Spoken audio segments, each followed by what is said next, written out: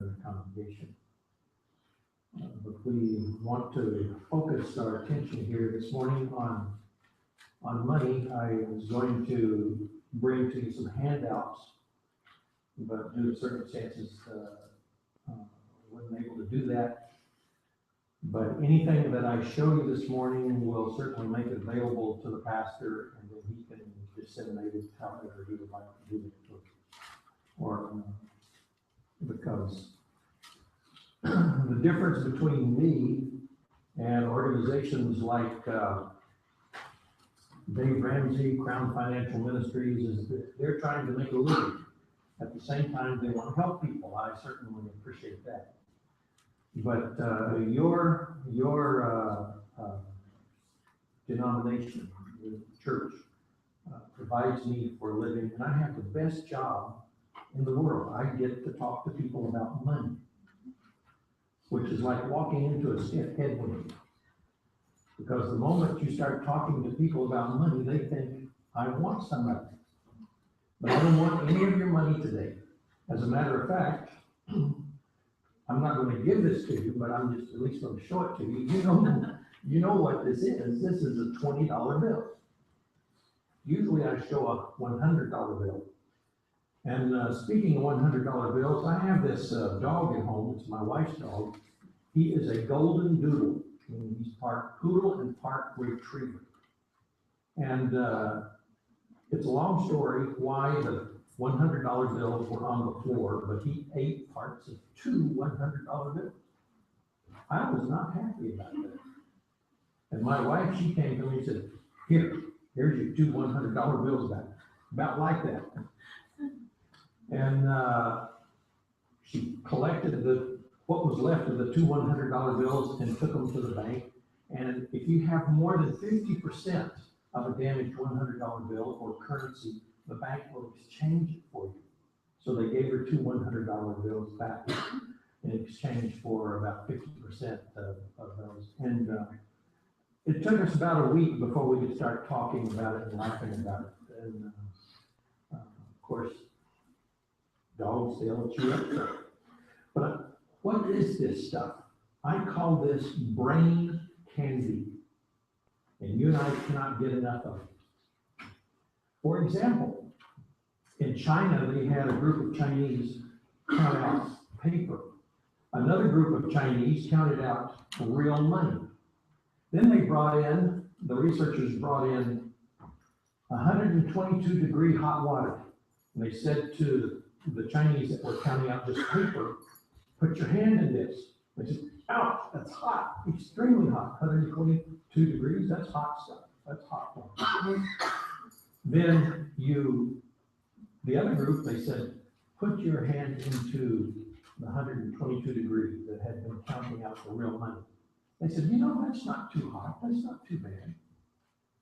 Why was that? It is because whenever you count this stuff out and you're dealing with it, it triggers the same chemical in your brain as if you were taking drugs. So money, when you're counting money, your brain thinks you're on drugs. I call this fiat money. Every nation in the world has fiat money, meaning there's nothing that backs this up. There's no gold, there's nothing. The piece of paper is not worth the face value. That's part of fiat money.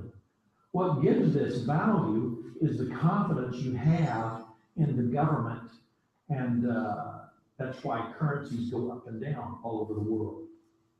So this is brain candy, but I just want to remind you, it is just a cheap artificial sweetener. Having said that, I want to get directly into some how to do things. And if you need a piece of paper, my apologies, I don't have any paper, but maybe the pastor can get some and pencils. I would like for you to take a look at this old movie clip. And it's kind of funny, and let's see what you think. You have to listen carefully.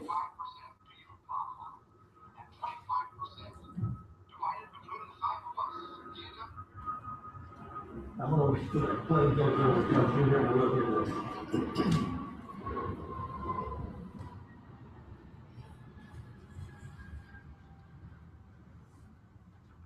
This comes from an old movie called Ma and Paul Kettle, Down on the Farm. It's black and white. I mean, it was probably produced before I was ever born. I figure 75% to you, Bob, and 25% divided between the 5 of us. You end up to Crowbar, myself, Tom, and the baby. That makes 5% for each one. Billy, you're cheating yourself. If there's 25% divided among the 5 of you, that's 14%. Oh, no, listen, Bob. I wouldn't cheat you. You know I wouldn't. Now, look here. I'll this out here. 25 divided by 5 is 5. You see, even 5 won't break 2, will it? No. But 5 goes into 25 5 times. See, you're wrong, Billy. Now, 5 into 25. 5 won't go into 2, but 5 goes into 5 once. Now, we didn't use the 2 before, so it's just now 5 into 20 goes 4 times.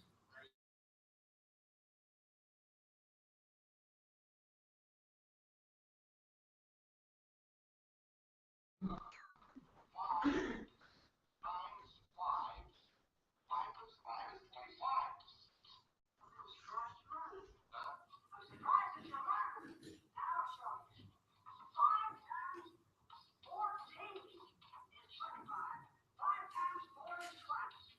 5 times 1 is 5. 20 is 5. That's it. You're wrong there because I'll prove it to you. I'll put down 5 14s here. 14, 14, 14. There. Now I'll prove to you by addition that 5 14s is not 25. 4, 8, 12, 16, 20, 21, 22, 23, 24, 25. Cross up, Billy, and once you watch it.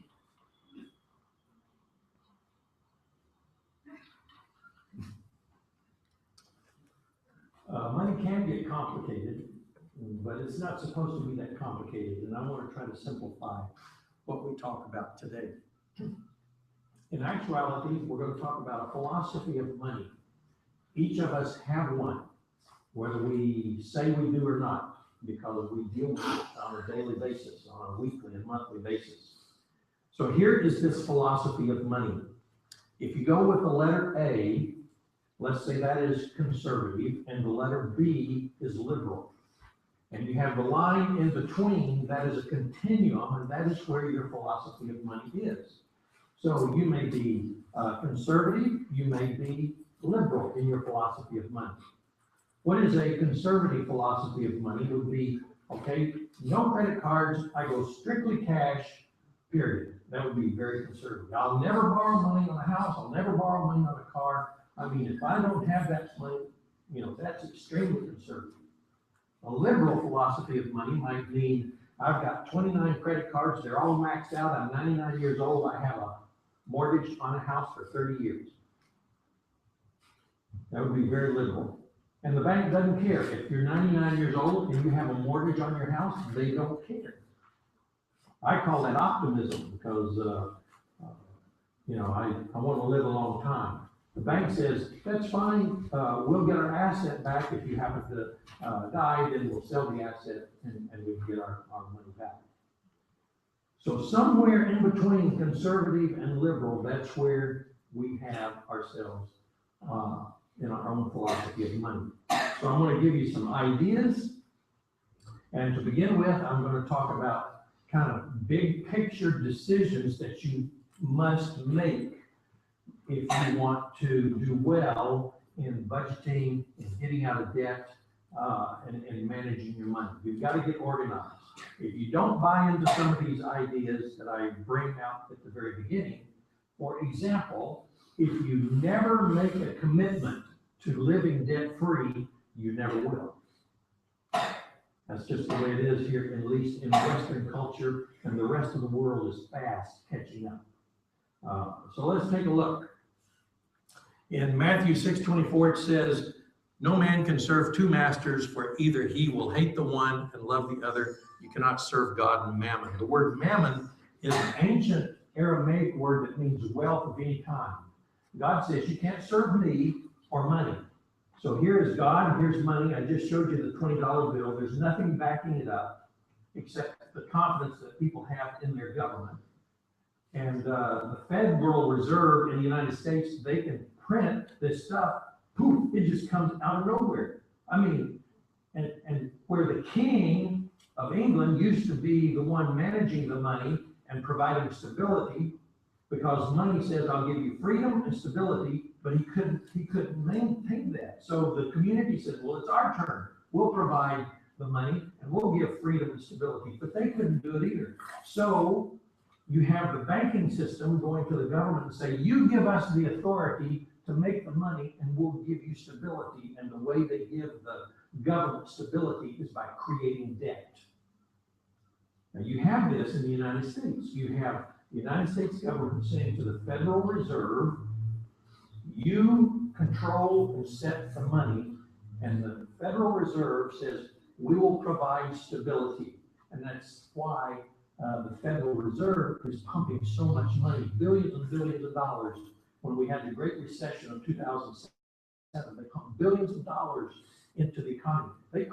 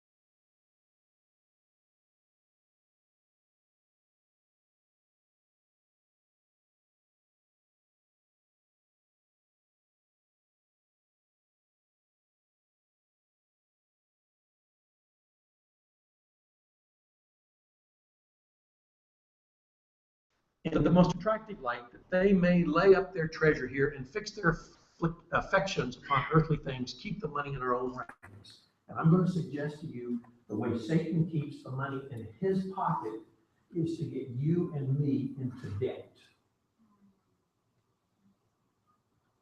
So if we're in debt, it's like taking money that has been entrusted to us by God. He's given us the power to work. He's given us the privilege to work, and we get money in return. And so we take that money and we convert it into debt, and then it's a noose around our neck. And Satan says it'll make you drunk with the cares of this life, simply meaning you don't make good decisions. A drunk doesn't make good decisions. Their mind is blurred. So this morning I want to focus on these 4 areas: income, expenses, assets, and liabilities. Now, if you happen to be an accountant, you're going to say, John, there's an area missing here. And the area that is missing is called capital.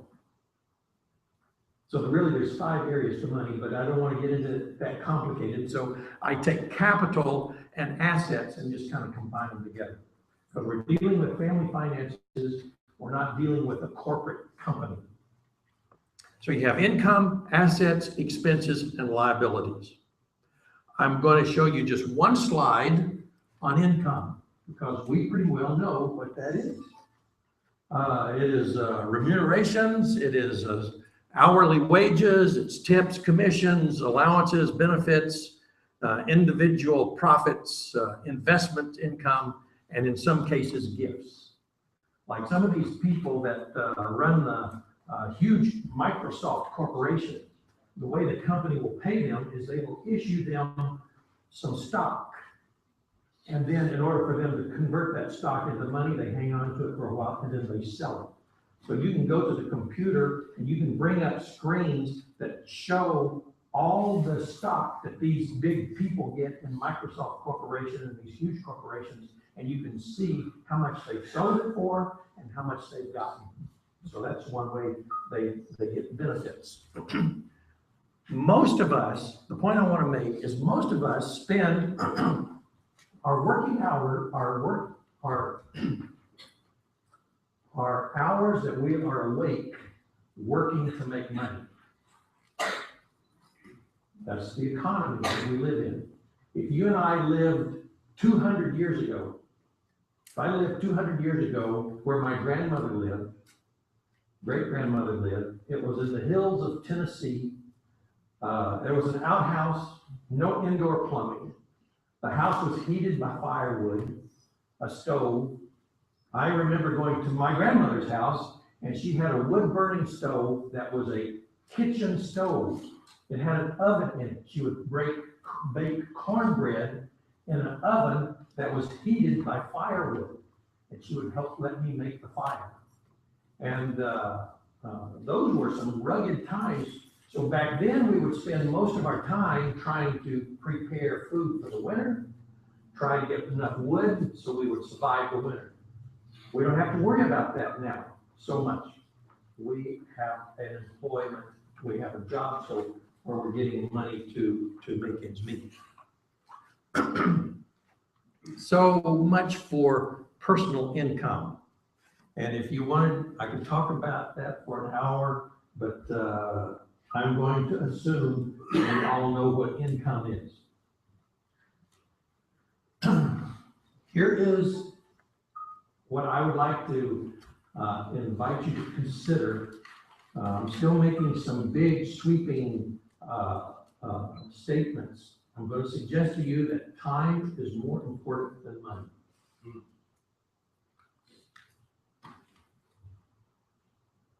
Time is more important than money.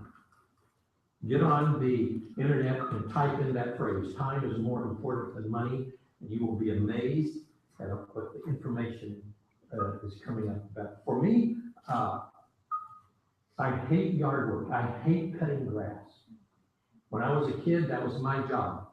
I made a vow, if I ever grow up, I'm never going to cut grass.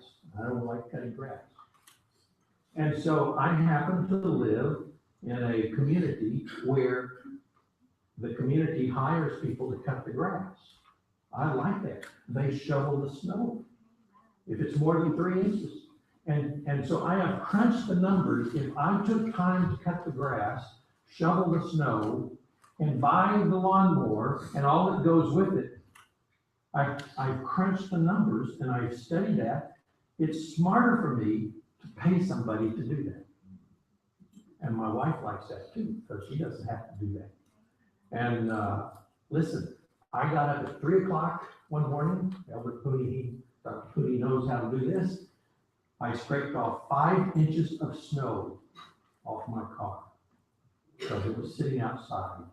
And I drove to the airport an hour, and the ice, even though I had the heater going full blast, it never melted some of the ice from the windshield.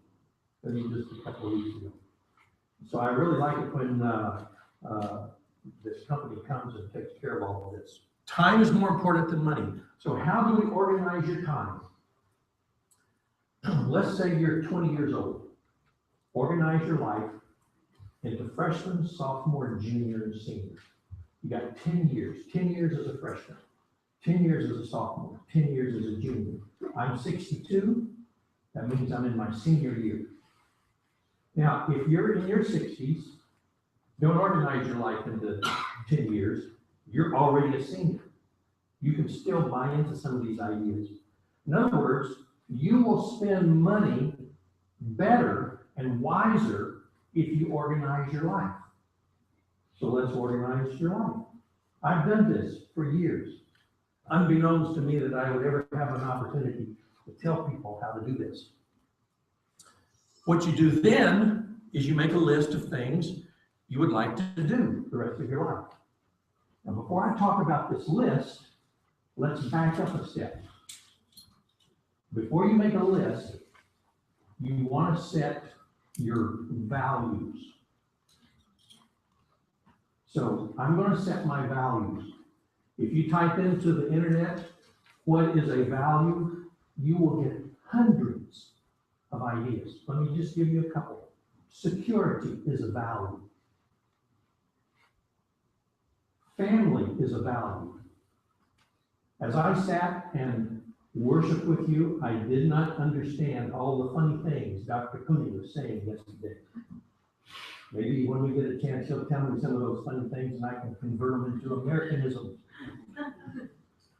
But one thing I picked up is the Samoan congregation has a value of family. That's a powerful value. Now, there's a lady, her name is Elizabeth Warren. She is a senator from Massachusetts. And you've read about her in the news. She's playing with running for president. And then she says, no, I'm not going to do that. She said in a book that the Great Recession in 2007 was caused by 2 major factors. One is people wanted to have security and they wanted a good education for their children. So what the people did, in order to have a good education for their children, they had to get in a school district that provided a good education.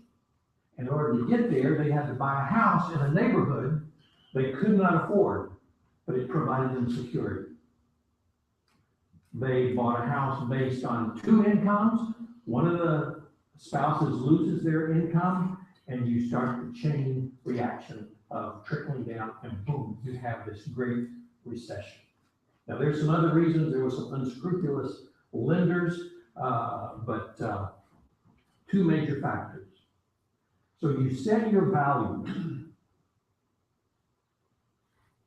Then you set your goals based on your values.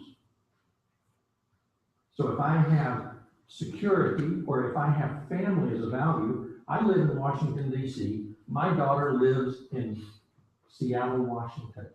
It's about as far away as we can get and still be in the United States. She has 3 little babies. Her husband is an Adventist pastor. They don't have much money to fly across the country.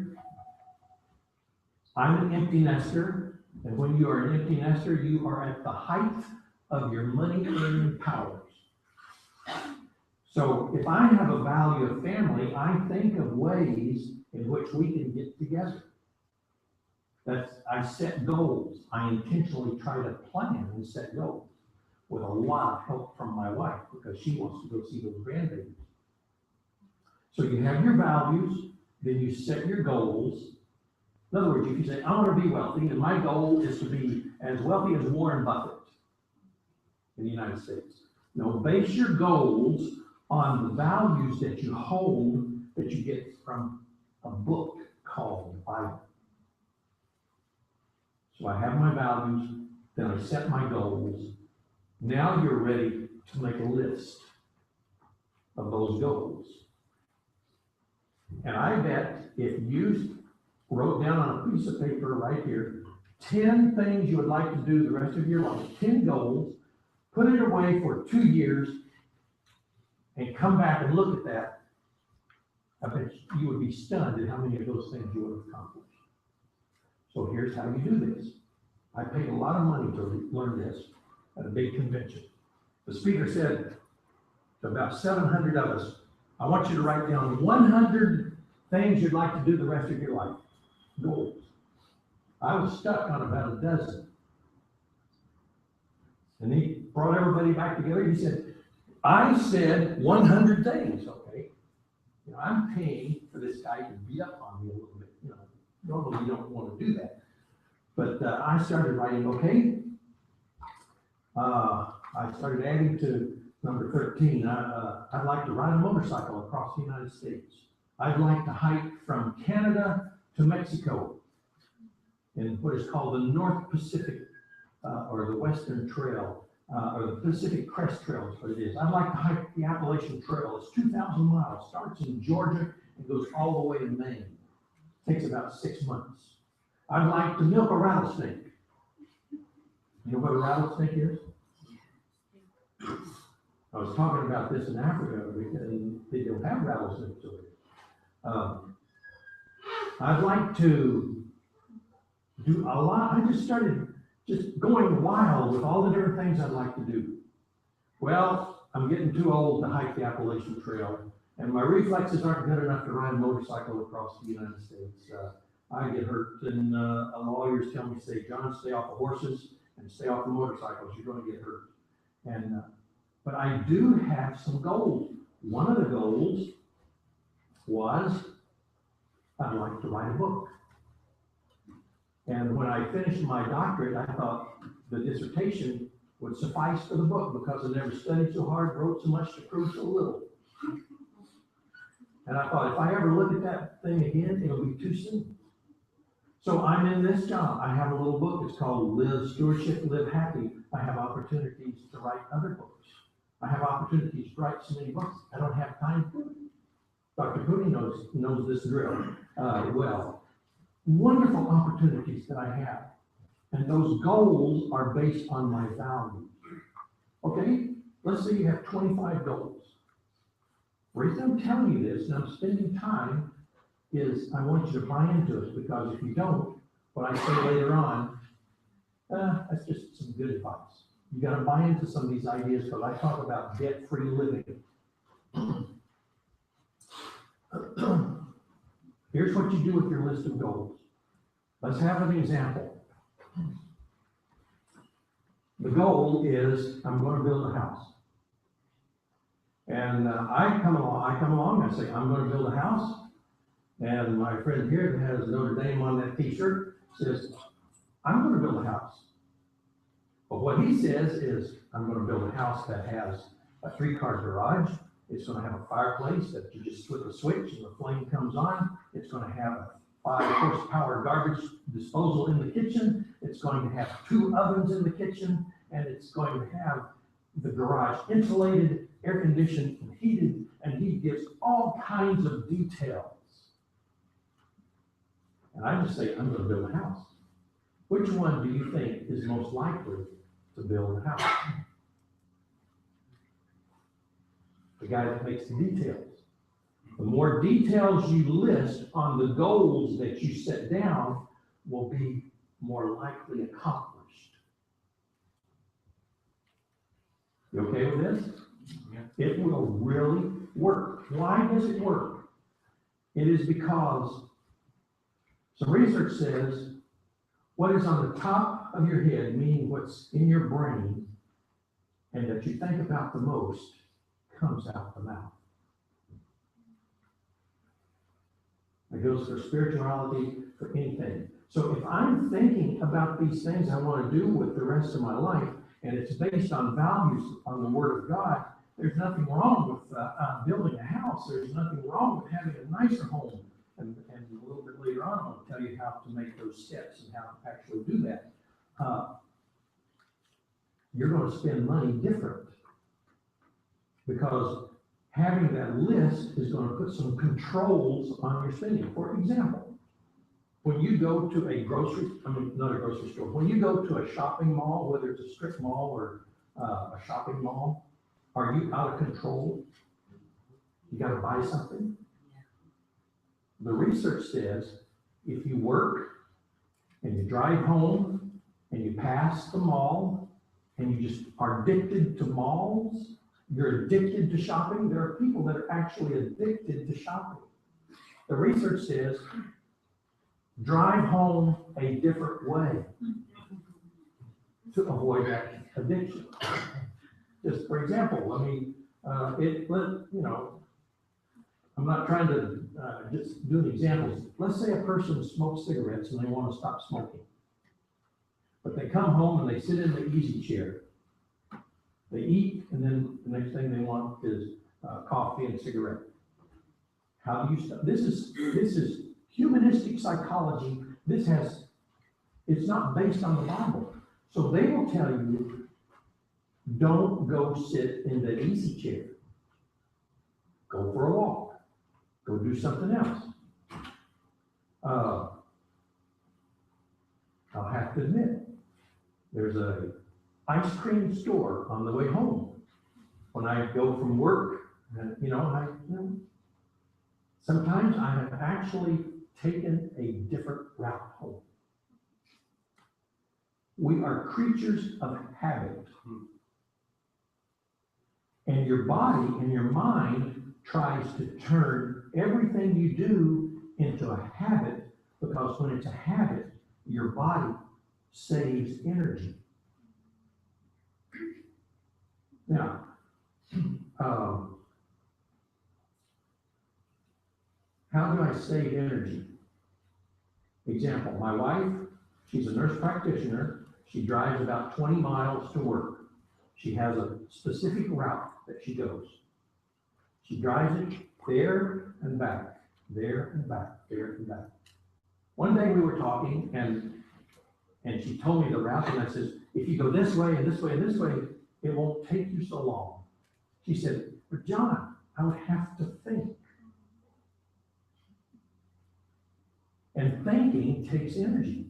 Habits take less energy than thinking. You heard of President Obama? He has basically 3 colors of suits. Now, the other day I saw him where he had a different color, so maybe he's got 4. They asked him, why do you have black, dark navy blue, and dark gray?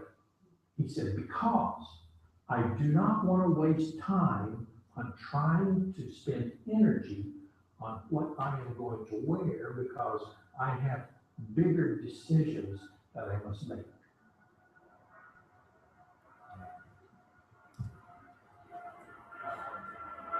So I'm talking about habits. I'm talking about these goals. A lot of this stuff is just human psychology that they're doing recently. When you couple it with the values that we have coming from the Word of God, and we're living by Christian ethics, there's absolutely no reason why we can't succeed. But I guarantee you'll be different from the rest of the world. Hey, we're already different than the rest of the world. And they're saying, you guys are crazy. It's no difference than what was in the Bible. They looked at the disciples, they said, you believe in Jesus? It's crazy. We don't do that. And the Gentile says, that's foolishness. So we are winding our way. We're really marching to the beat of a different drum. Let's go to assets. Should I be rich or poor?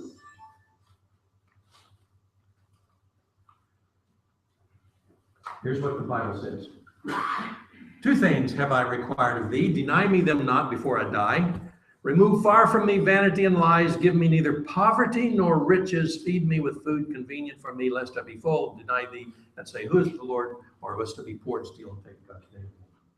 If you are rich, you have a built-in temptation, and that is to deny God. Right here.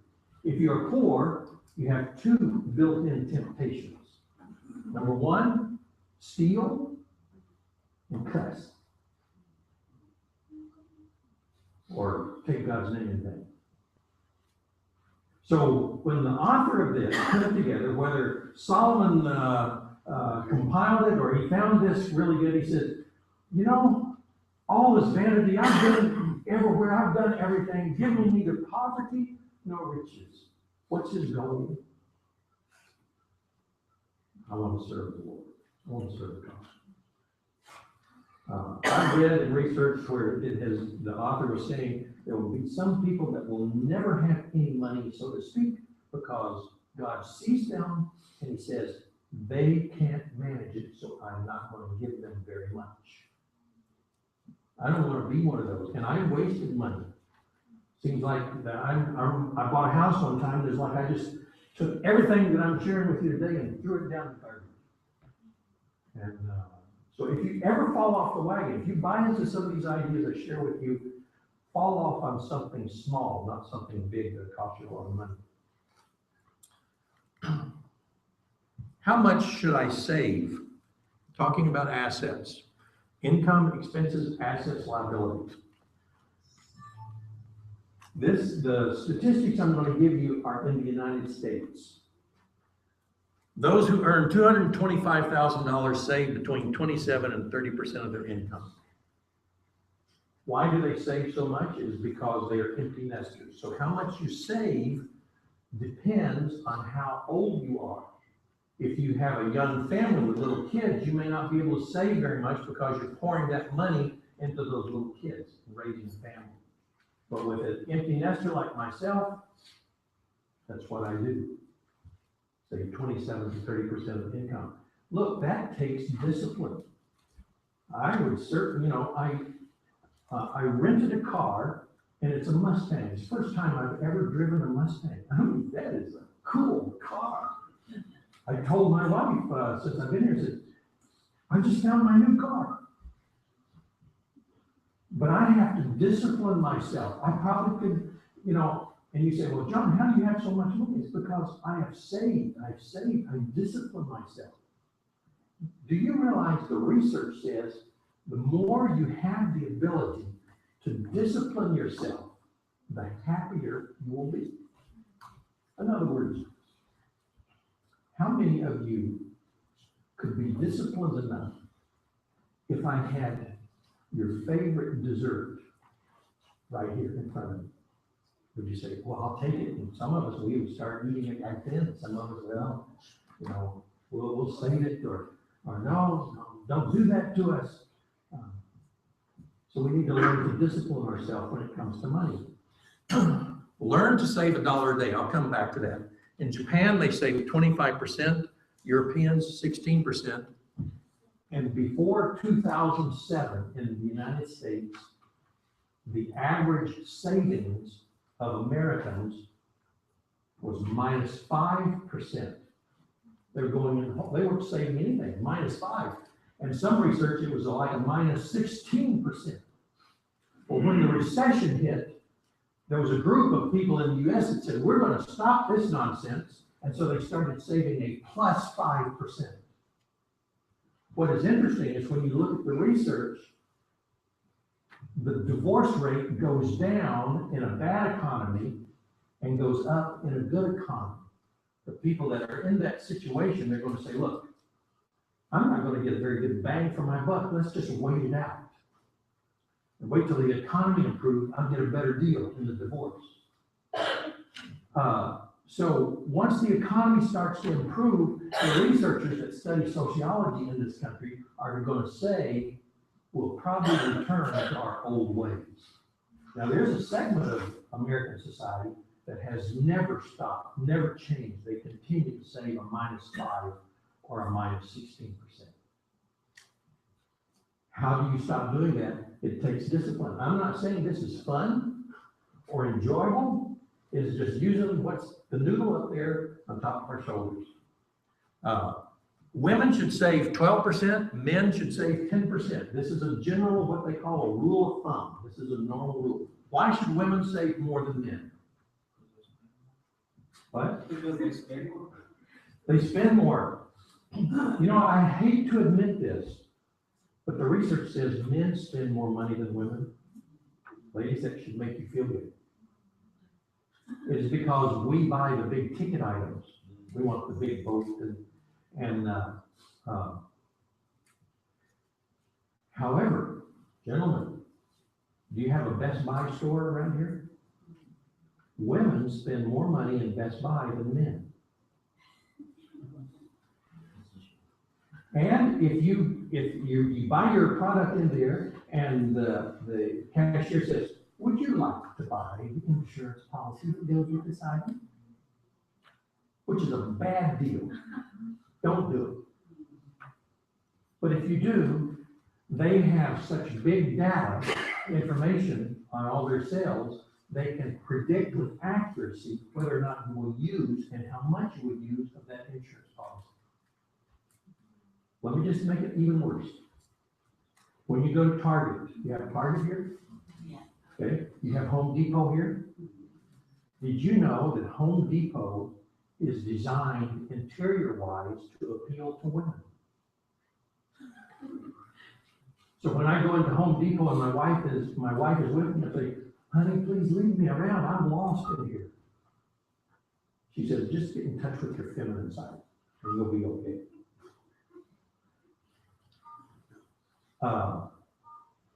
Target, I go into Target, I make my purchase and I use my credit card. Well, they've got my credit card number, but they also assign me a different personal number. And that personal number, they can track anything you have bought from day one. And they have such huge data, they can predict almost when a woman is pregnant in that home sooner than they know it themselves. This man, he went to Target, he was upset, he just blasted the manager. Why are you sending this maternity advertisement to my house? There's nobody pregnant in my house. You have no right. Why do you do this? And on and on. And the manager was apologizing, and they went their separate ways, and the manager felt so bad. He called the guy up. He said, I'm so sorry. I apologized again. And the man said, well, I guess it's my turn to apologize. I guess there's some things been going on in my house I'm not aware of. My daughter is pregnant. In other words, it's big data. And the merchants are trying, and they do very well at separating you from your money. You know that the store Toys R Us? They want to keep you as a customer from cradle to grave because it's less expensive for them to do that than if they try to get you your allegiance from some other store to come to them. We live in a culture based on experience. Why do women have to save more than men? Well, there's several reasons. Here's the main two reasons. Number one, they take time out for childbirth. Number two, unequal pay.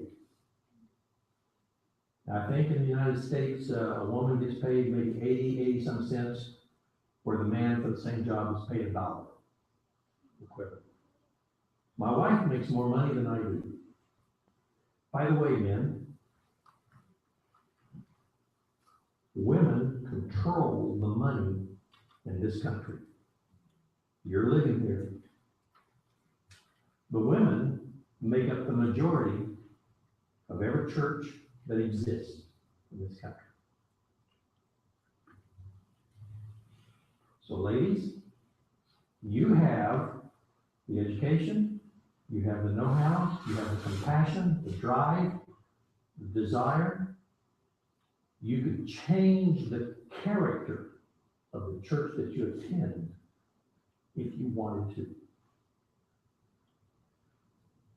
Even in very wealthy homes where these people go to ask the men for a contribution, very wealthy Americans, the women make the final decision.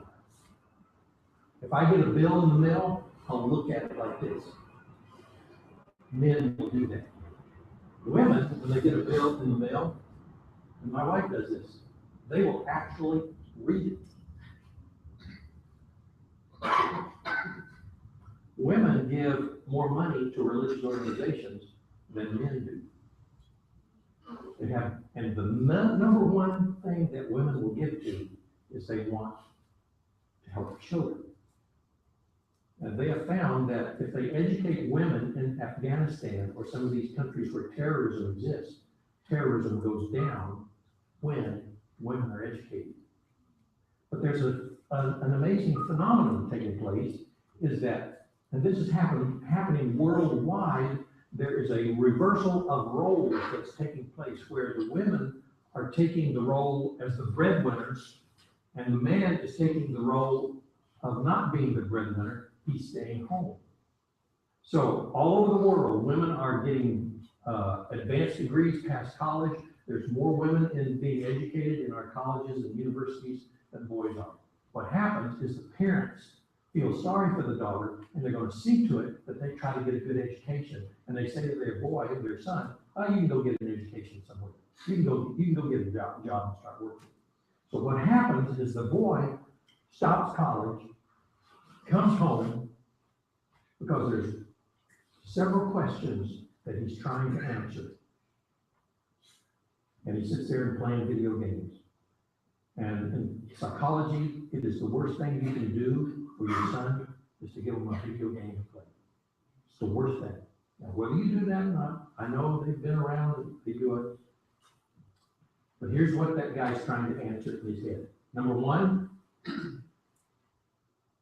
can I win the approval of my father?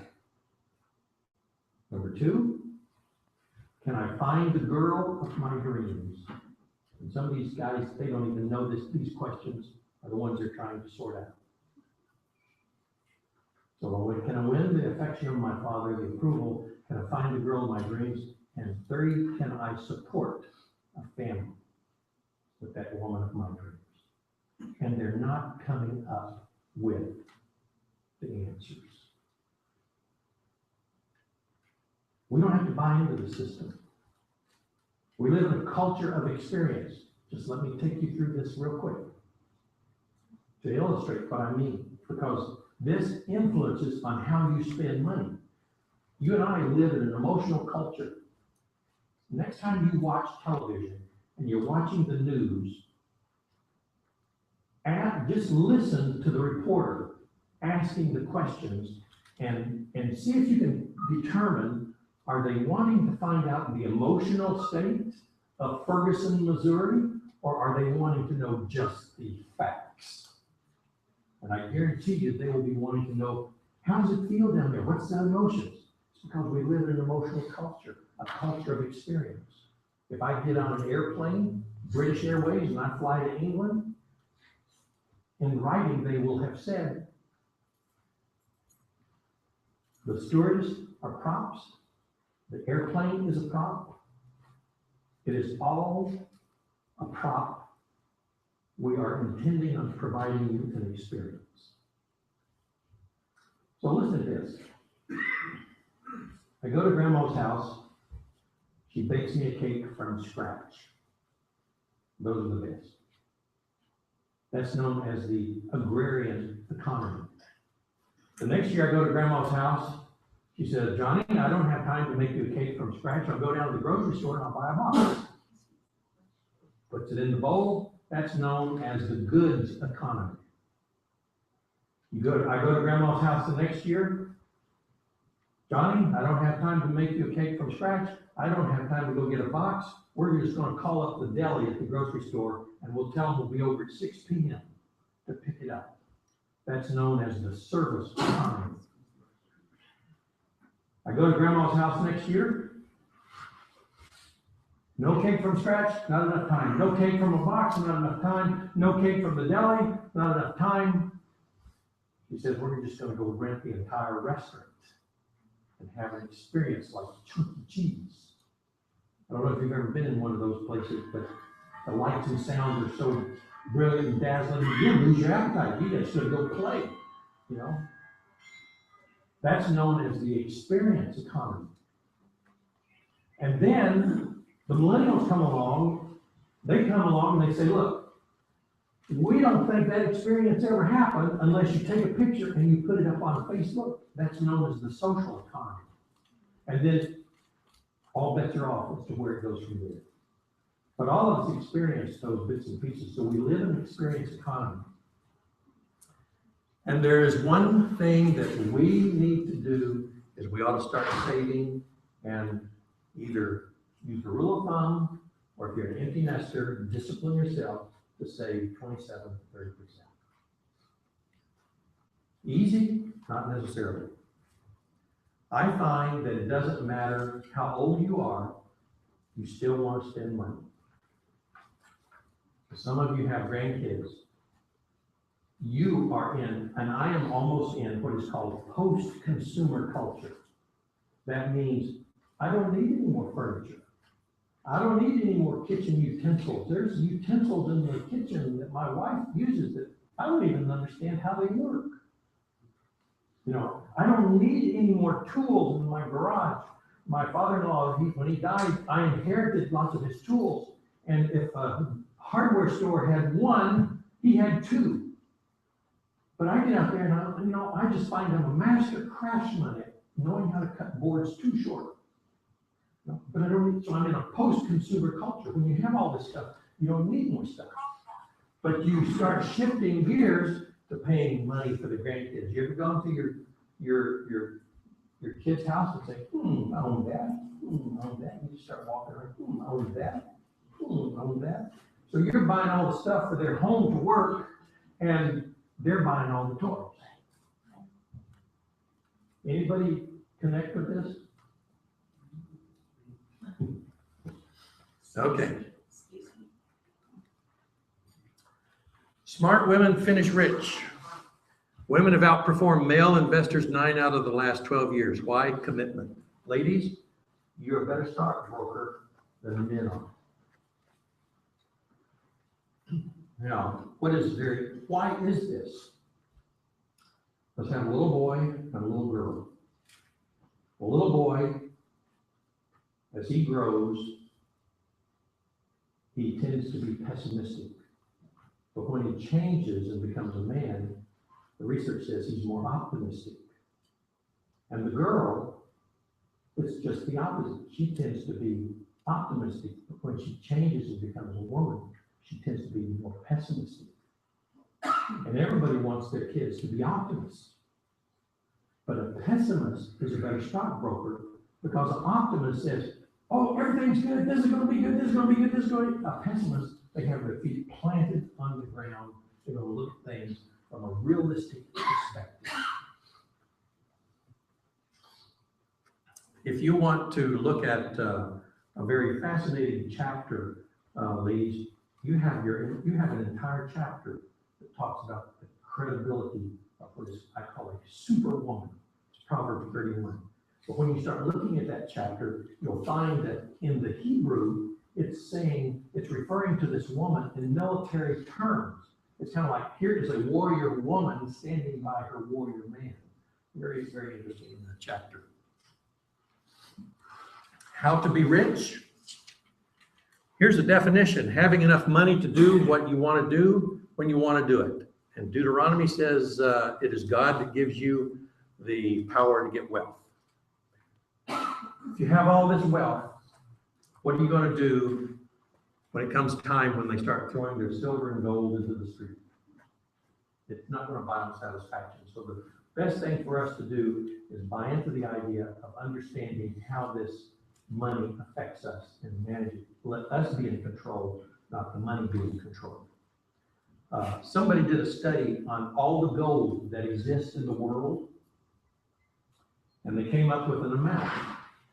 And if they brought it to Washington, D.C., which would be a bad idea, but they're going to bring it to Washington, D.C., there would be enough to rebuild what is called the Washington Monument, about a third of the way up.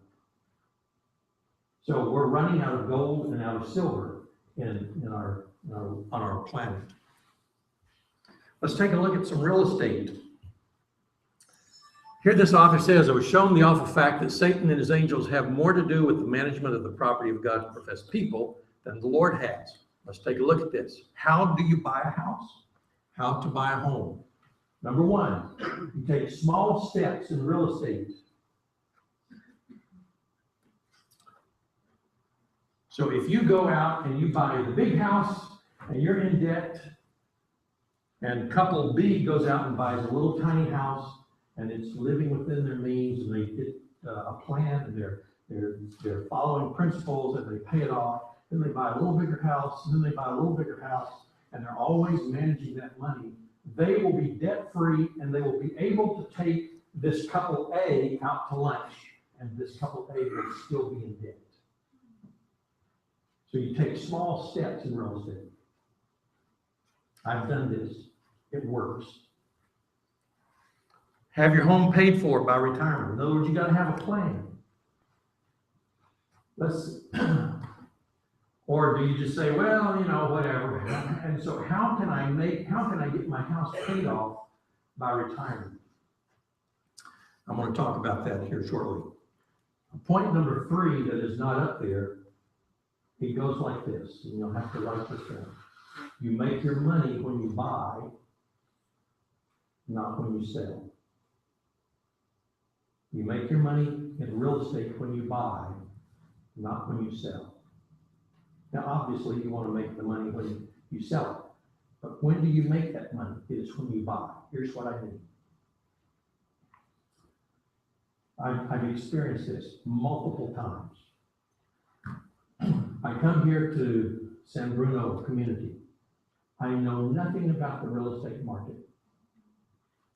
I'm not educated in it. I don't understand what is of value and what would be a good deal.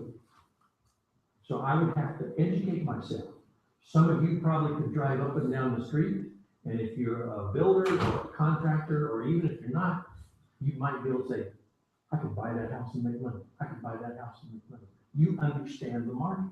So you've got to buy that house right. That's when you make your money.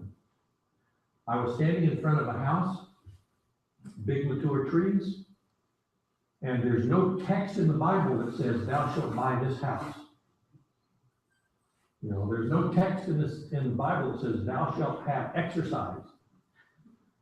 Or thou shalt, there's some very specific things here, but I don't find any text that says, thou shalt buy this car.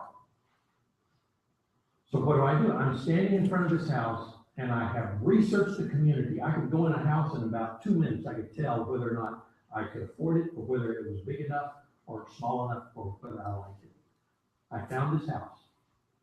I had said, dear Lord, here's what I need in a house. I need a 1-car garage, because I was living in a double-wide trailer. I didn't have a garage. As a matter of fact, years ago, they used to have a machine in motels. You put 50 cents in it, and your bed would shake and vibrate, and it's supposed to relax you. It never did relax me, but I had that in my double-wide trailer. I just turned the washer on spin cycle, and the whole trailer would shake, And but I'm looking at this house, and I said, Lord, I want 1-car garage. I'd like it remodeled because I don't want to do that again. I've done that.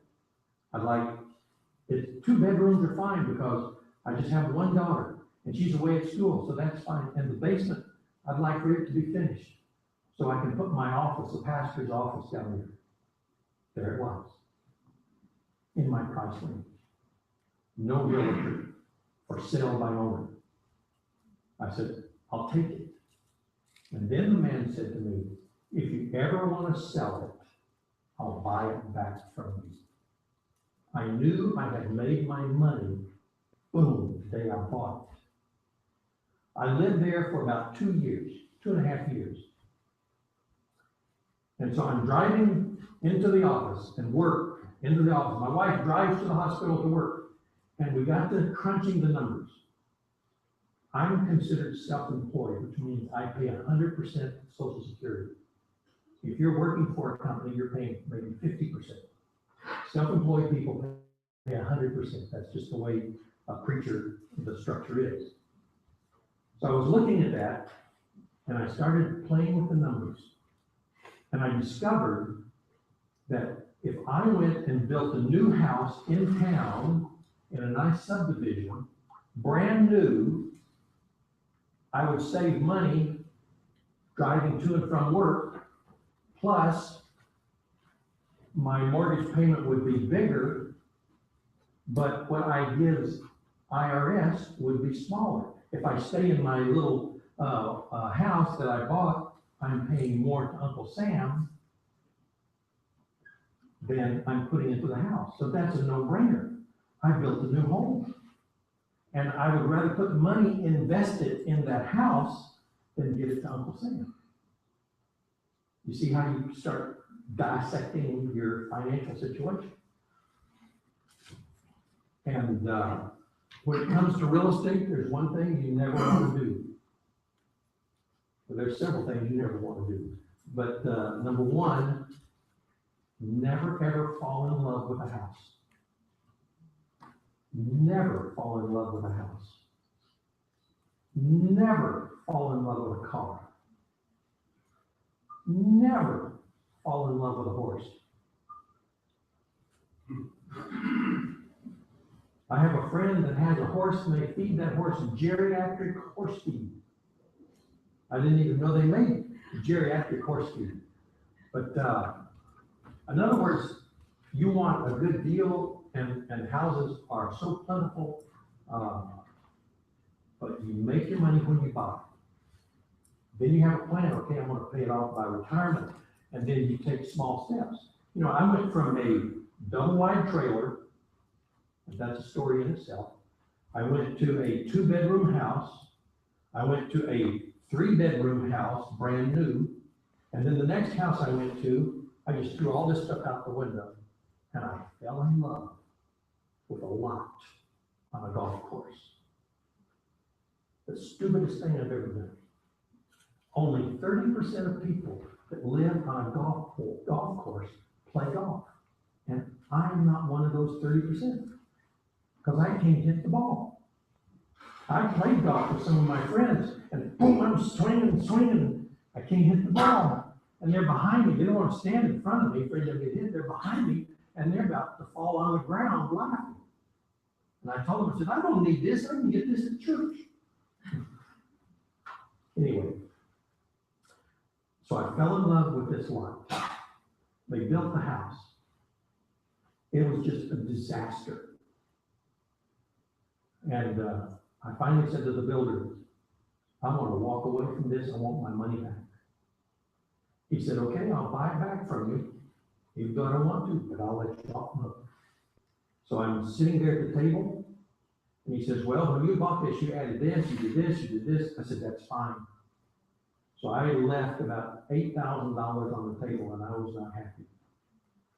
Now, I had a CPA friend that I had talked with. I said, should I walk away from this and start over, or should I stick it out? He said, in the long run, you would be smarter to walk away and lose the $8,000. So that's what I did. So I still have, so I walked away from that. I built another house, had more bells and whistles. Interest rate was much better. And then I moved to Washington, D.C. to do this job. So I still have that house in Texas. And I was gonna lose money on it if I sold it, so I rented it. High-end rental. I mean, it's making money, it has made so much money, I can pay it off.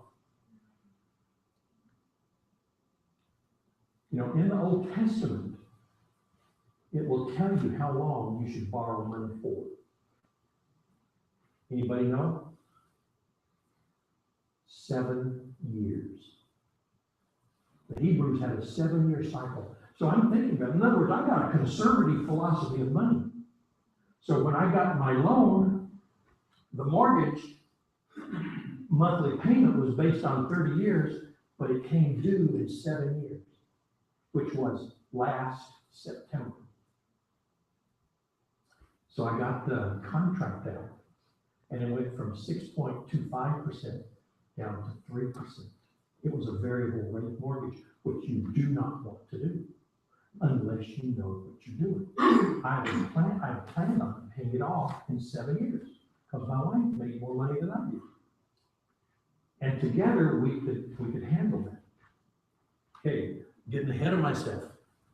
How do you fund a house like that?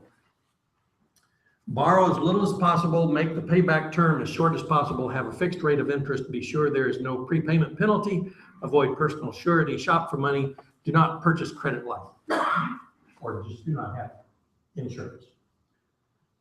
Let's look at number 7. Before the recession, people were borrowing over 100% to buy a house. Now you may have to have 20% down. If you don't have that amount down, that lender will charge you insurance, and that's expensive. And how you get rid of that is you start putting money on the principal until you have that threshold met where the lender's happy, then that insurance goes away, reduces your monthly payment. But you normally don't want to purchase that type of stuff. If you're looking for money to buy a house, shop at least 5 different lenders, because you've got to educate yourself on the lenders just as much as you educate yourself on the type of real estate that you want to buy.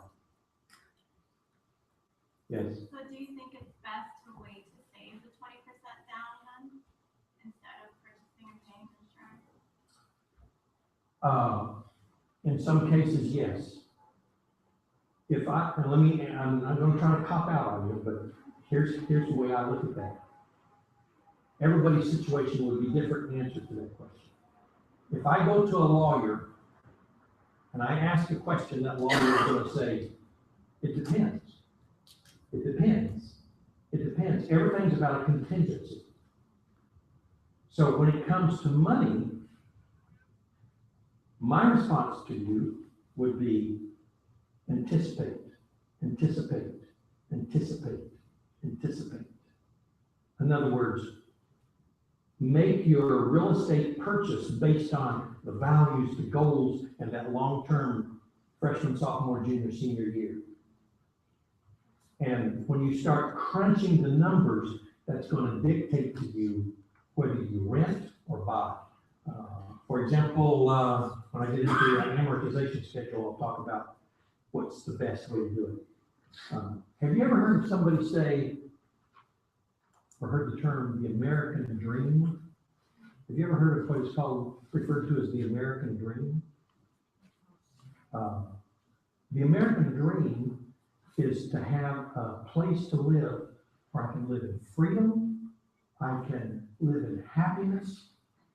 That's what it meant back in 1932. But now the American dream is, I want a slice of the pie, I want a piece of real estate, I want a house, and all the trappings and all the money, and I want this wealth. That's why people come to America. They want the wealth. In Washington, D.C., I am a minority. My ethnicity is a minority. These guys, people want wealth. That's why people come to America. Freedom. There are statistics out there where there are some other countries where people are freer than we are here in America. You know, so that's a different topic, but that's kind of an answer to my question. And I'll get into that a little bit more. You want a fixed rate of interest. unless you really know what you're doing. I still have a variable rate, but that house cash flows so well. There's no reason for me to sell it. And I could pay it off. So I would pay it off from the rent somebody else has paid to live in. Avoid personal surety means don't co-sign for anybody. This would be, let's say you're my mom, I come to you and say, Mom, there's this nice car, but I can't buy it on my own. Would you sign on that contract? And they'll loan the money. You say, okay, son, I'll do it. And I'll tell you, I'll pay you back, I'll pay you back. And then I wreck it, and I don't have the money. Guess who they're coming after? Coming after her. The Bible says, don't do that. My daughter called me up one day and said, Dad, can I have a gift loan? I know what a gift loan is. They were in seminary. She said, we're renting and we are talking to the realtor, and the realtor said we could invest in some equity. We get equity and it would be better to buy, but we don't have a down payment. And he says, call your relatives and ask them for a gift loan. Can I have one, Dad? She didn't know what a gift loan was. I know what a gift loan is. Here's what a gift loan is. Usually, if somebody loans you money, there is a contract that spells out the terms of payment back to you and what will happen if you don't make the payment. A gift loan is, there is no contract.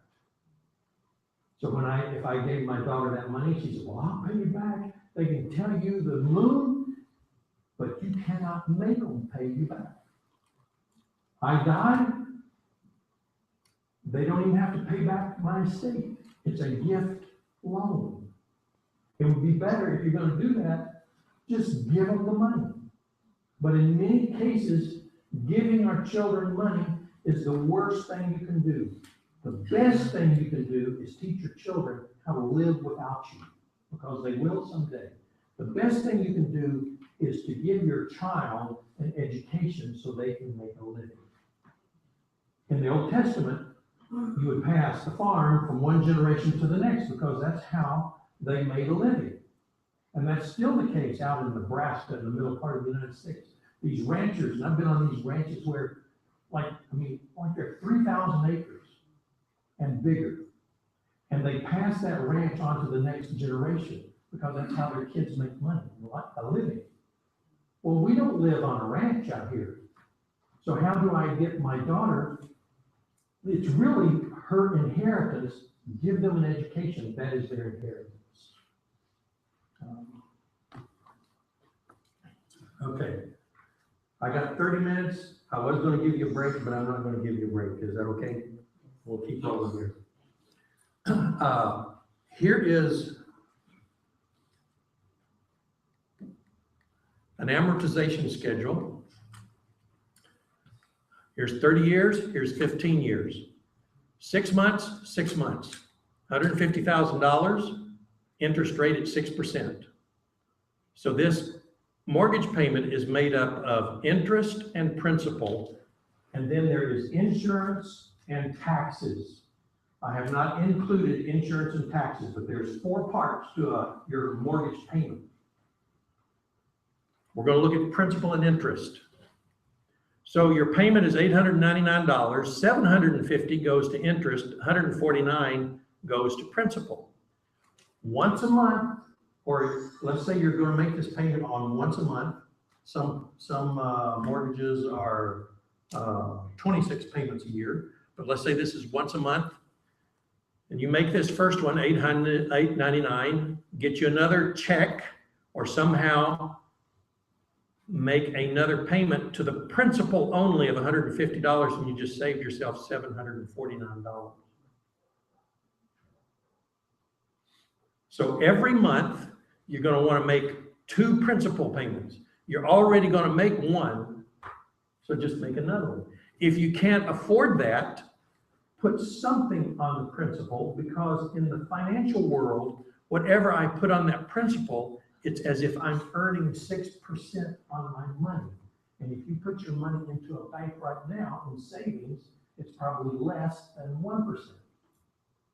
So that's why the experts tell you pay off that mortgage before you start saving for retirement.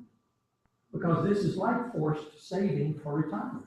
When you retire, you could at least sell it. Now you say, okay, John, I'll do that. Where's my $749? You get it if you're lucky when you sell.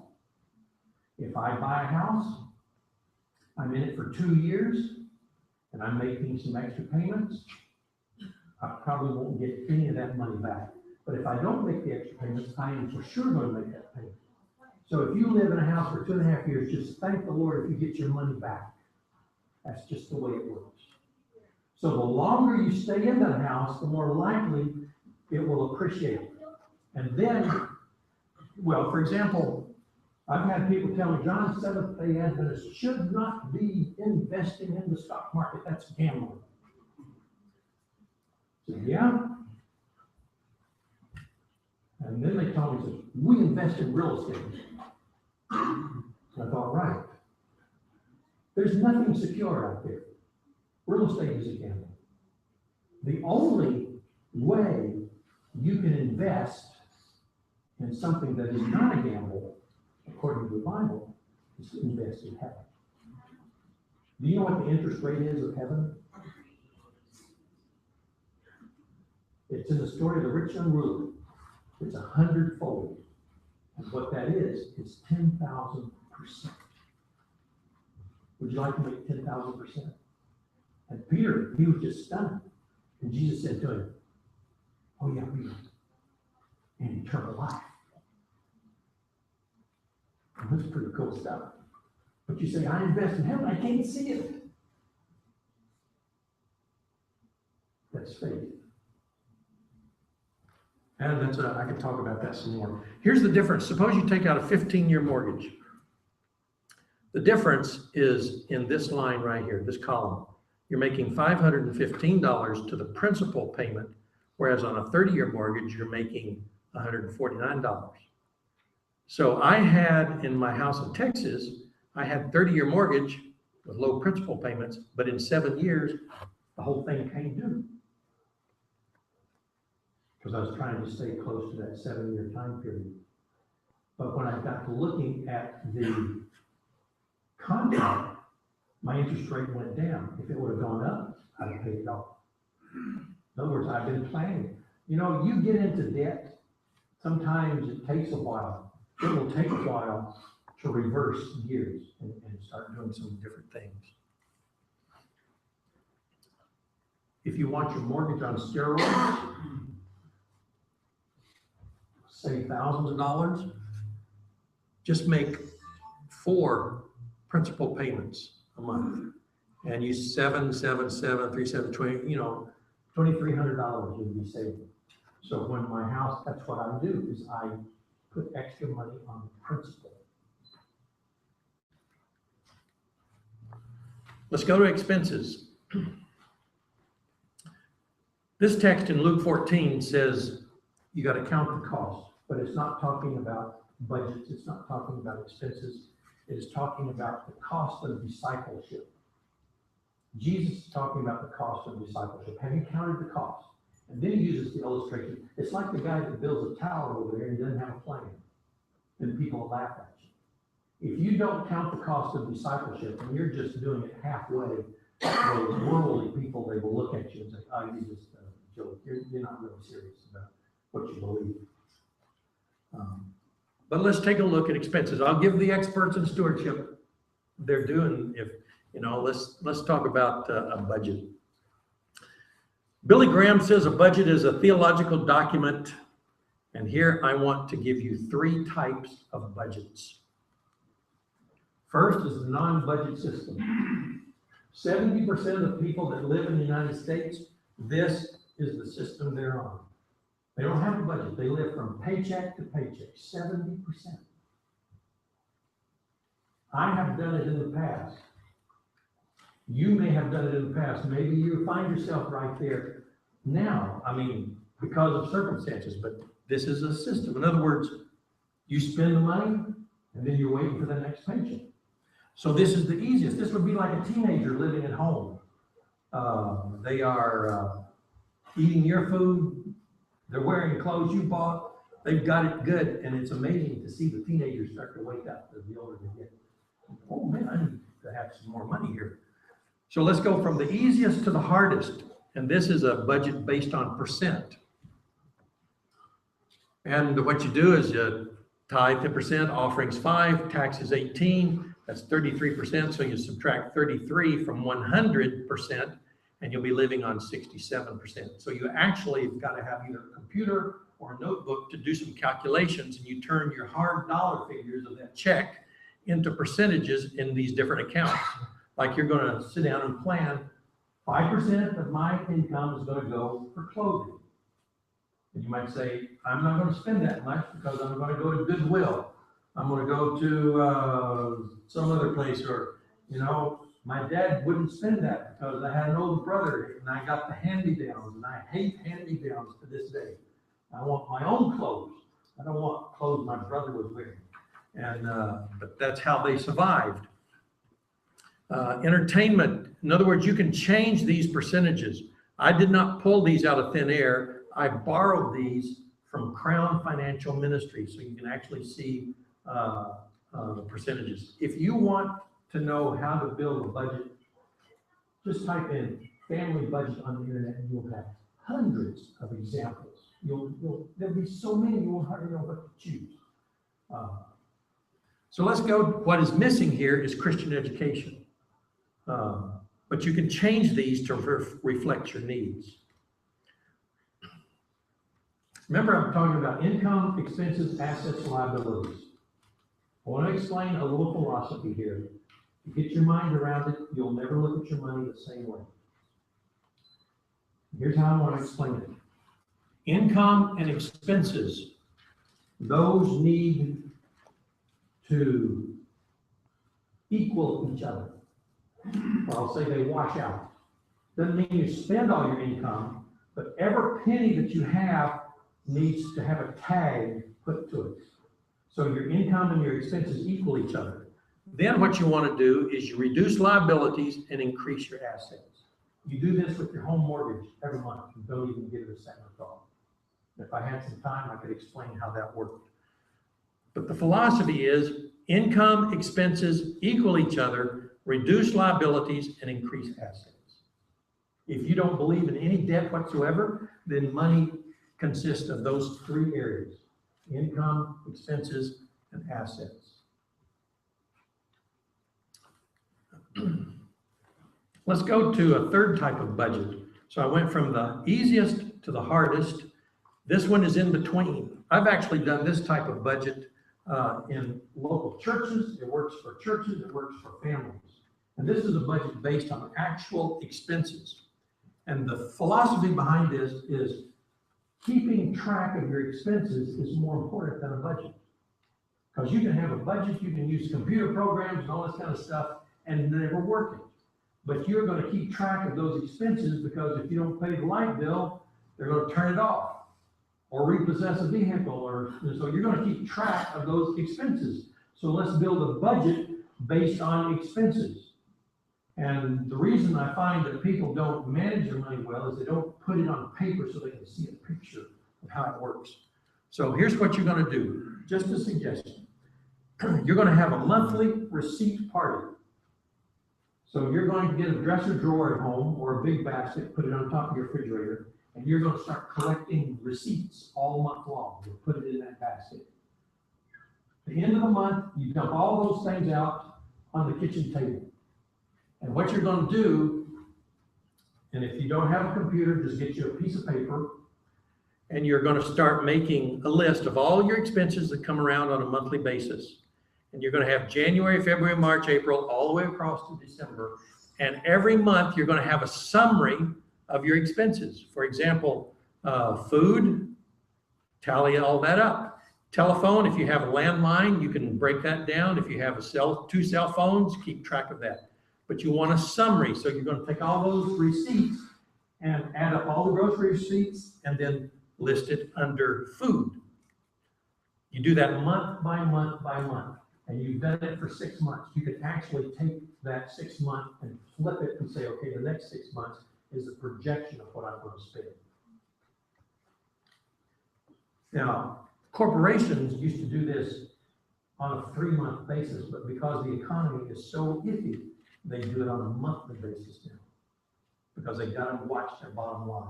They are spending so much money that they could get in trouble financially real quick. So all the expenses that come around once a month, but you're not done. Second piece of paper, here are expenses that come around once or twice a year, like Christmas or birthdays, and here's what you do. You make a list of all the people that want Christmas presents, all the people that want birthday presents, and you say, my Christmas presents for all these people are going to be $10 a piece. One year I said to my wife, let's give Christmas presents to each other and no more than $5 a piece, including tax. She said, okay. I just have one daughter, so the 3 of us, we're kind of the people that if we want something bad enough and we have the money, we go get it. I don't want to wait for Christmas. I waited for Christmas when I was a kid.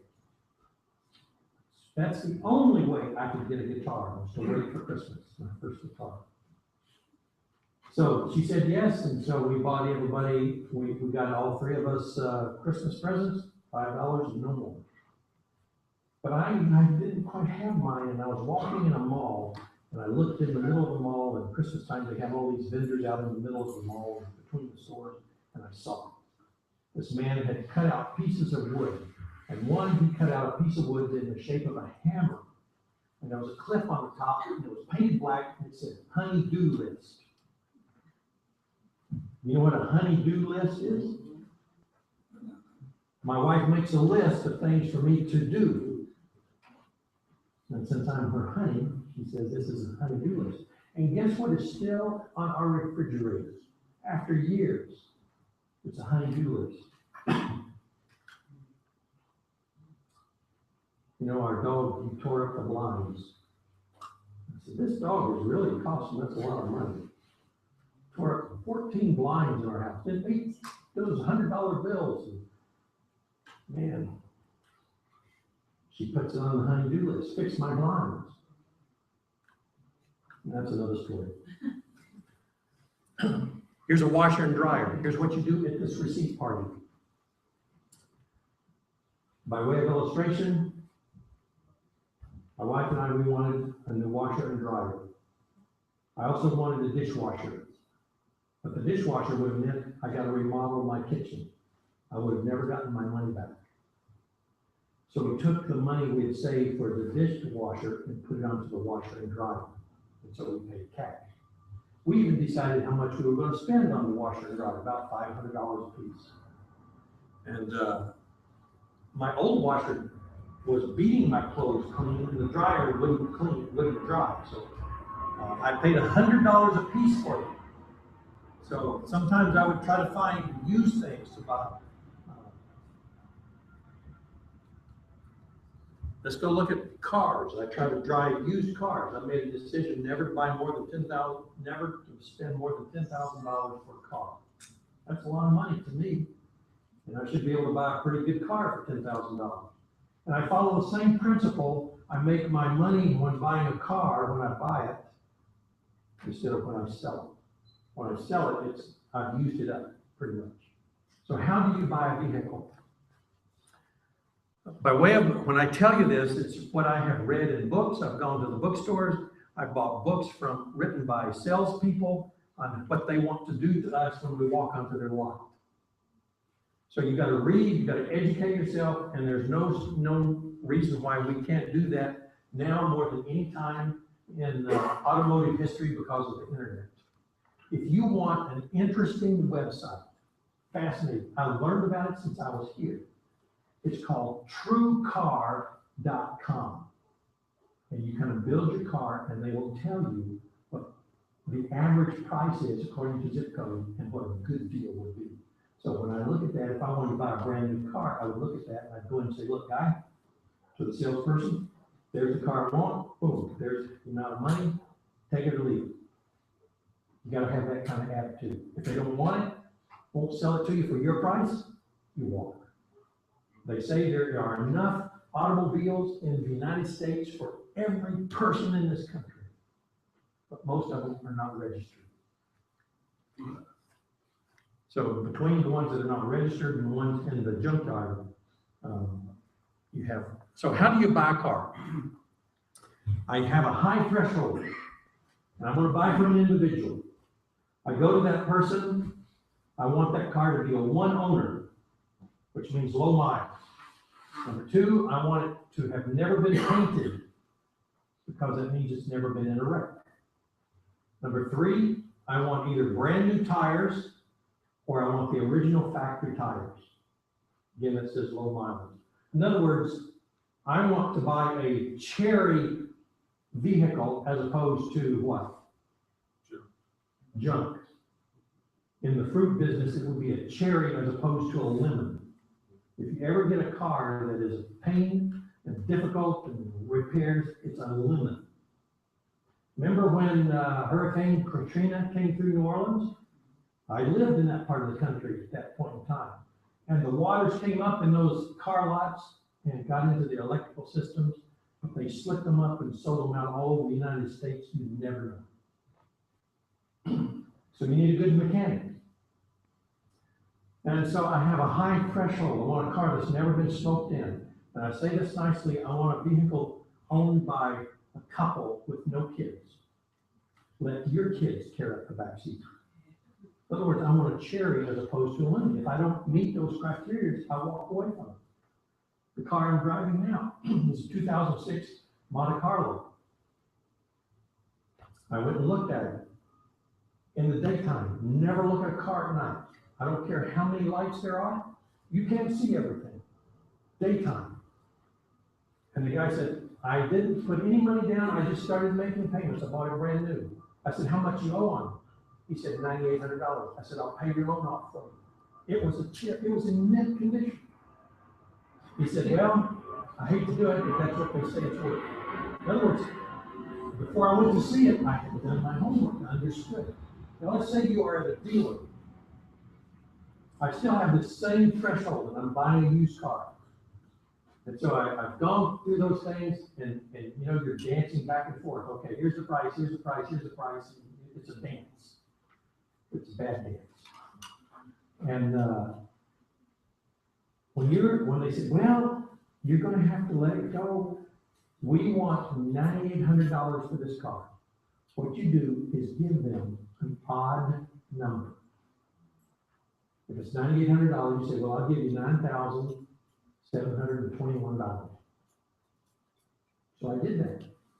And the man said, why did you give me that number? And I had based my decision on research. I said, sir, this is the available cash that I have to buy a car. And it's either tonight, because you want to go in 30 minutes before closing time, and pray that it is the worst weather in San Francisco history. Because they want to sell those things, and they don't like good and bad weather either. And in other words, it's your money. There's plenty of cars out there. Never fall in love with one of those things. By the way, the cheapest car you can drive is the one you're driving. And the experts recommend that you continue to repair that vehicle until the repairs equal the value of that vehicle. Now, that is pretty difficult sometimes when you feel like, man, I'm just putting money into this all the time. My wife, she says, I don't want to do that. I want dependability. You're traveling. I want a nice vehicle that I don't have to have somebody tow me in. And so your situation or your desires may be a little different. Let's take a look at debt quickly. Of all the things in the world of finance, you can throw everything out that I say except the religious parts.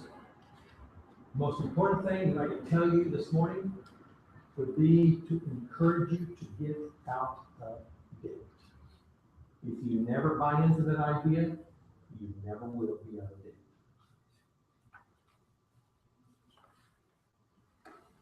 Here's what the Bible says. Owe no man anything but to love one another, for he that loveth another hath fulfilled the law.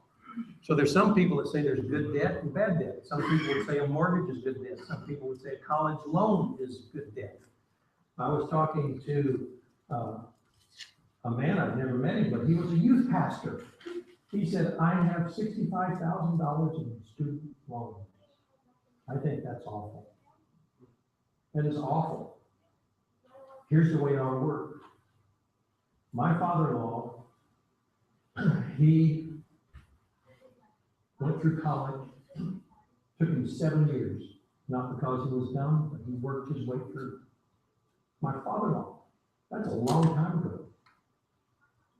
It did not hurt his career because in my persuasion, our church, our denomination, he wrote the instructional manual on how to develop the community services centers for the General Conference of Seventh-day Adventists. Didn't hurt his career at all.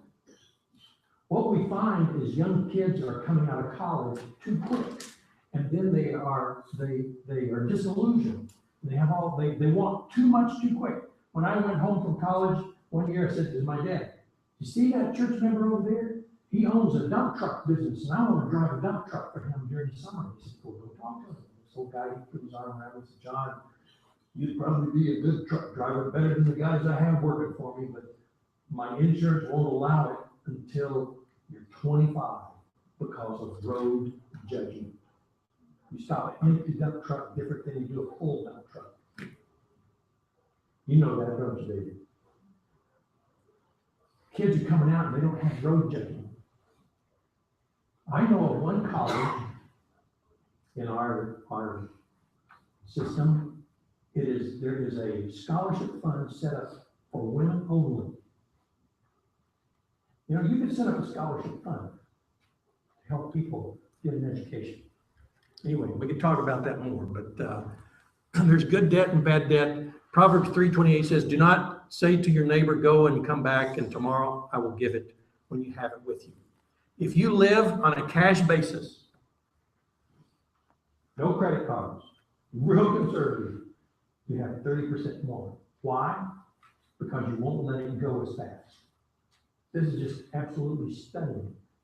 I have this money in my hand, and I want to buy a guitar. And I come to your music shop, and there's my guitar. I've hunted for it. And you know the guitar I was playing yesterday? When I got it out of a magazine. When it came to my home, I opened it up. My mouth was actually watering. So when you are on the hunt for something that you really want, you have physical changes taking place in your body. And so I buy it, and I'm paying cash for it. My body is actually going through physical pain because that money is part of me. If you have a guy named Mr. Spendthrift and a guy named Mr. Tightwad, when they operate on cash, those characteristics come to light. You give them a credit card piece and it goes away. I mean, it's discipline. So I've got my guitar. How long can I have that guitar or that new product before I'm on the hunt for something else? 3 months, according to psychologists. I'm just saying, let's take control of our lives. Let's don't be hoodwinked by a world of experience and culture that we live in.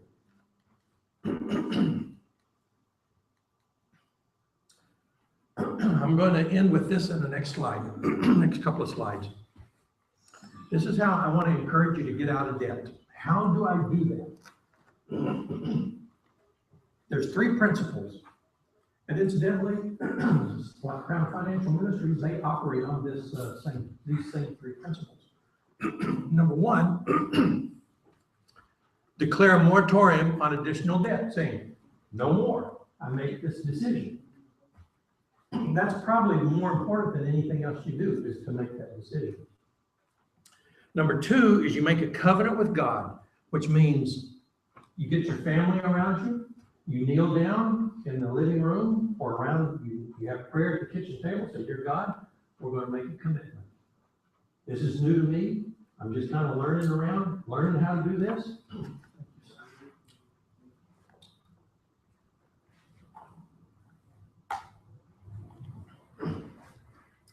And you say, dear Lord, I want to follow this and learn how to do it even more efficiently. I've done that. I do it all the time. I say, Lord, the car I have, it's about done. I need another car. I told my wife, I said, I'm just falling in love with this Mustang. But I don't want to pay that kind of money for it. I don't want to tie up all my money in that vehicle. Number 3, you list your debts from the smallest to the largest. And here's how you do this. And I'm going to assume you don't have a computer. So you get your piece of paper and you make a list of all your debts on the left-hand column. The next column is DP. It stands for debt payment. Debt payment. Rule of thumb is 10%. The third column, you list the balance. Fourth column, the interest rate. The fifth column is the date that bill is due. So you're just going to make minimum payments. I'll come back to this right here. So you make the first payment, you make the second payment month, and the third month. And so after 3 months, the visa is paid off because you declare the moratorium on debt. And then the fourth month, you take that $25 and you add it to the $55, it makes it $80. After that's paid off, you take the $80, add it to the $100, now you're making $180. So it acts like a snowball. You just roll up those amounts that you're making payments on, and you're gaining up on those bills. Then if you come back here and you say, okay, I'm going to put 10% of my income toward my debt, put it toward the one you can get rid of the quickest. Don't try to spread the 10% out because it doesn't help you psychologically, and you just can't see anything happening. The faster you can get some of these paid off, the faster the snowball starts to move. So I'd gang up on the one, and if you're saying, okay, 10% is like $200, boom, you're done with that first one. So you just start rolling that over into the next payment. And you will actually be out of debt faster than what you have written on paper. You can even put your home mortgage into this. Any questions? See how that works?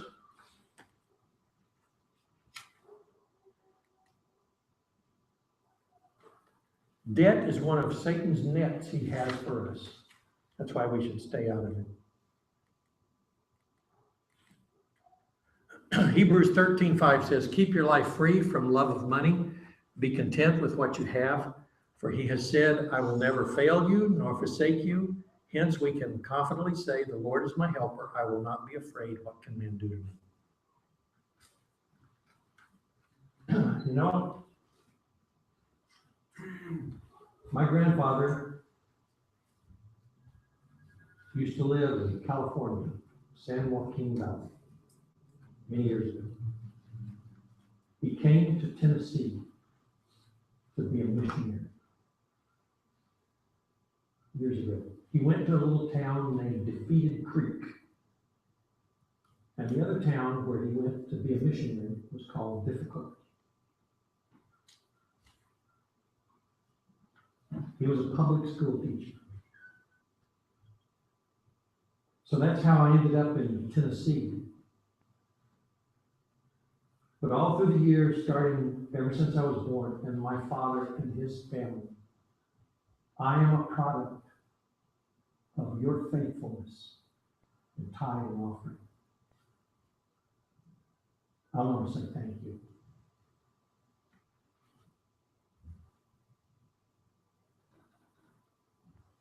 And yeah, I sometimes have messed up spending money, but I try to get back on the wagon. I've had people say, I don't want to tithe. And I said to this one guy, I said, well, why don't you try living on sacred money? Every penny that you and I spend, I take the position, is a spiritual decision. God's given it to me to manage.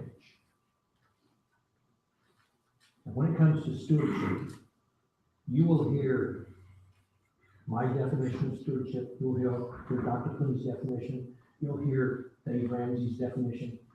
Stewardship is such a huge topic that we all have our understanding of what stewardship is. And all of them are correct. But since I do family finance seminars, I kind of tie in my definition of stewardship to my family finance seminars. It's just simply like this. Stewardship is the management of tangible and intangible possessions God has given to me for His glory. So what's a tangible and an intangible possession? We've talked about tangible possessions. What is an intangible possession? If you go to the internet and type in 2 words called "we have" in the Bible, I think if the text says, "we have a more sure word of prophecy." There's another phrase, the Bible says, "take on the whole armor of God." Remember that? God didn't say, you can borrow the armor for a while. What's the armor made of? Faith, sword of the Spirit. Those are intangible possessions that He wants us to manage. We have a more sure word of prophecy. Jesus, that has given us grace, that's an intangible possession, but it's very, very real. It's my prayer, and thank you so much for being here this morning with all the different things you have to do during the week and things that have happened. I pray that the Lord will bless you and that your walk with Jesus will be sweeter day by day, and that you can see, if need be, the divine hand behind a dark cloud. But most of all, someday we're going to see Him face to face. I'd like to just kind of turn this back over to the pastor. So you came right in at the right time, Pastor. So I'm done. So if you'll come on up and maybe have a prayer.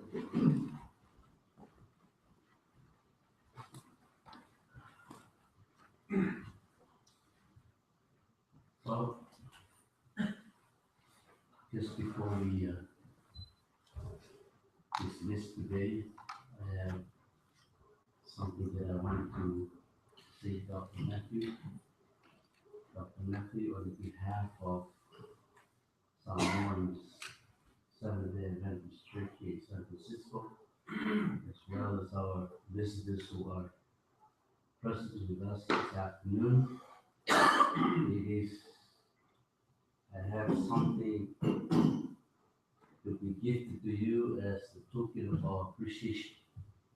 And I would like to express how thankful that we do have. Thank you for your time. Thank you for a long trip that you make your time available for us this afternoon. Once again, thank you, and may God bless you. This is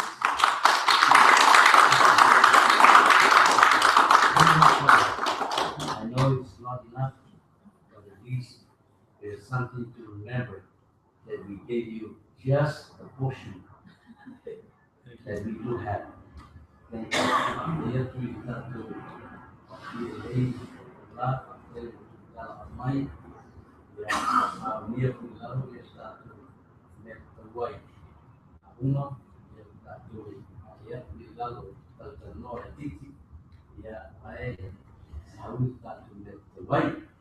Yeah, Dr. Rita, you can lead us in a word of prayer. Shall we all stand?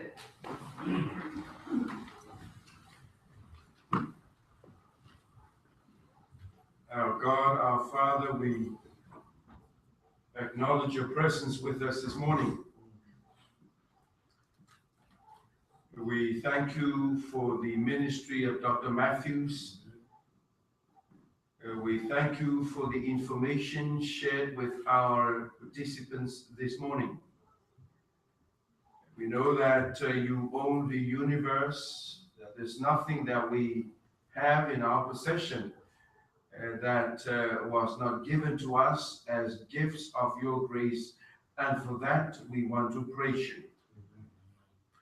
We thank you for the reminder that we are trustees of your resources, both tangible and intangible.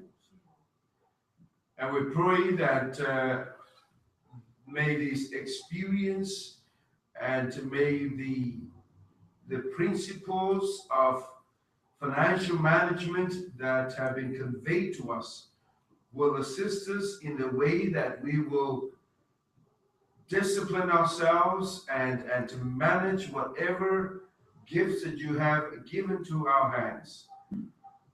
And may the way we deal with the little or the much that we have will again give glory to you. We pray for every person, for every family that is present here, that you will be with them as they continue to walk with you this week. We also want to commit to you, Dr. Matthews, into your care as he will move on to other assignments in Southern California this evening. Lord, in a special way, we want to uplift into your presence our brothers and our sisters. We think of the Vaili family this morning. We think of Wala and Tawa, Stephen and Florencia, as they are going through a difficult time, sensing the loss of a loved one. Of Tatupu, Father, we just pray that you be so close to them. May they feel your presence. And Lord, we also pray that as a community of faith, give us the grace and the right way to give them support that they need at this time. And thank you for the assurance of the resurrection and the second coming of Jesus. Bless us now in Jesus' name. Amen. Amen.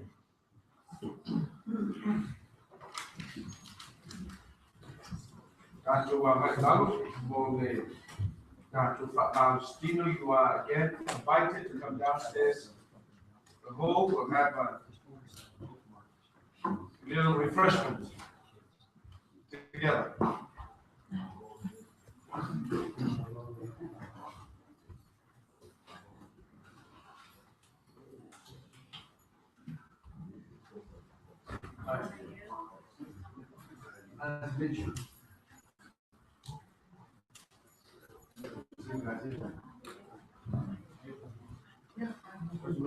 Yes. Thank goodness you this morning.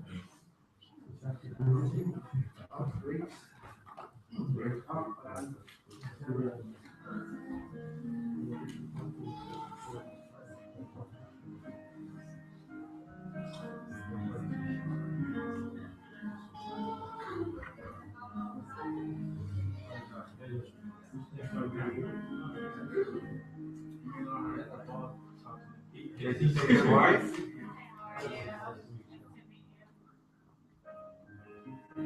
You don't have any fault.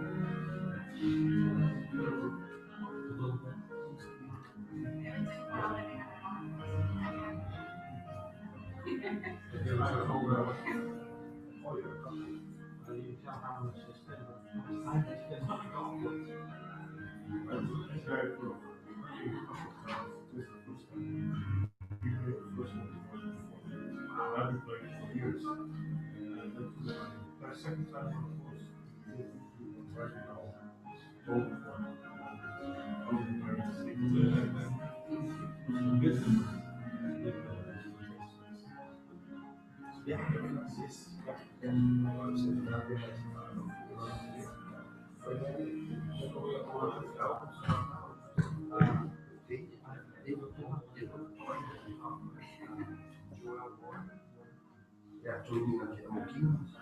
Do a close up. Oh, yeah, that's what who does it from the both on the Okay. Close up á đi chung. Phải đúng à. Bên ngoài mà mình phạt câu gì máu gì không? Dr. Matthews. Dr. Matthews.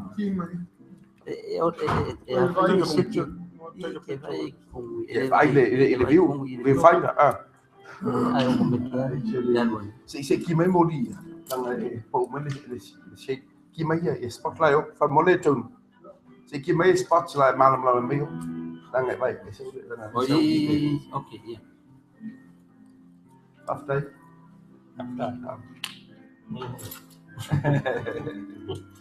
Appreciate it. Yeah. Yeah. So yeah. I got some free shots that I'll share with you. Okay. We also have a. So, afa Tony, alungo foi So may tun sa akin, yeah.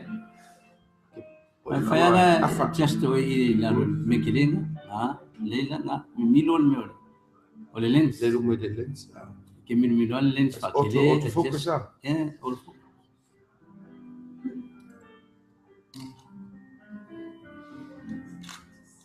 Poi.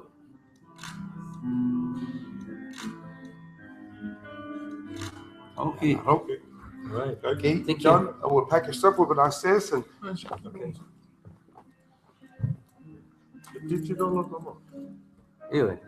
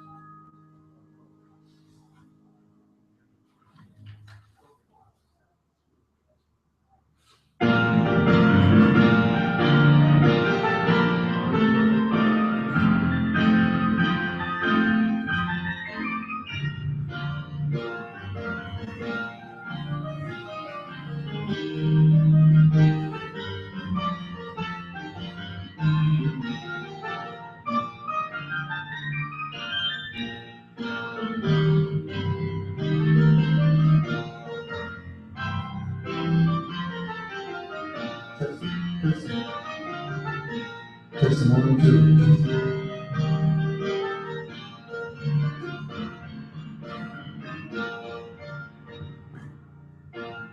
Testimony.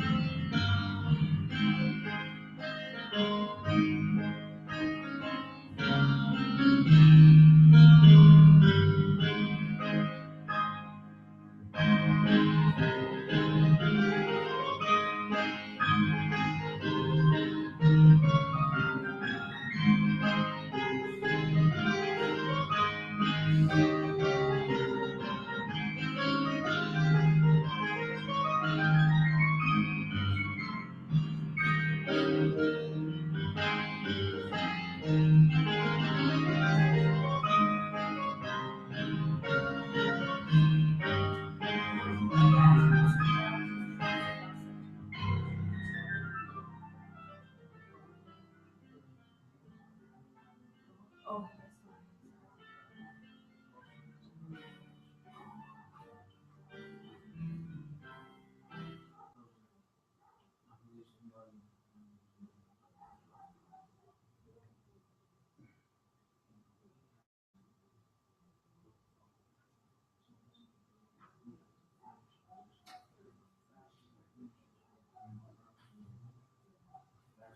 one.